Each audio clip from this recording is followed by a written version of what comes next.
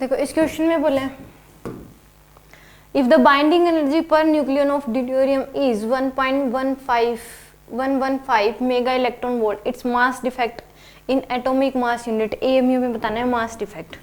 तो इसने बोला कि पर न्यूक्लियन जो एनर्जी दे रखी है वो इतनी दे रखी है, तो टोटल कितनी हो जाएगी, इसको डबल कर दे, ड्यूटेरियम यानी कि 2 प्रोटॉन, डबल कर दो इसको लगभग।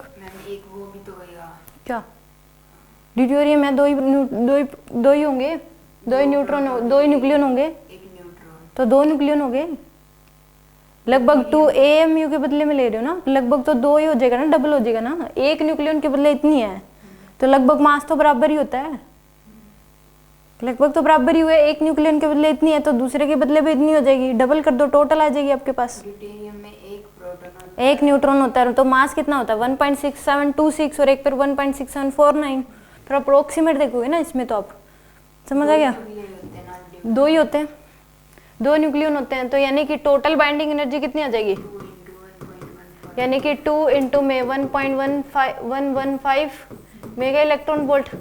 अब एक एएमयू के बदले कितनी एनर्जी बनती है, 1 एएमयू के बदले जो एनर्जी बनती है 931.5 मेगा इलेक्ट्रॉन वोल्ट, टोटल इतनी है, तो इस टोटल को इससे डिवाइड कर दे तो मास आ जाएगा आपके पास। तो यानी कि मास डिफेक्ट डेल्टा एम की जो वैल्यू होगी वो कितनी आ जाएगी आपके पास, 2 इंटू 1.115 डिवाइड बाय में 931.5 आ जाएगी, एएमयू में आ जाएगा आपके पास। टोटल इतनी एनर्जी है एक एएमयू की, यानी कि इतने एक एएमयू के बदले इतनी एनर्जी बनती है, तो टोटल एनर्जी बाय कर दोगे तो मास डिफेक्ट आ जाएगा, एएमयू में आ जाएगा आपके पास।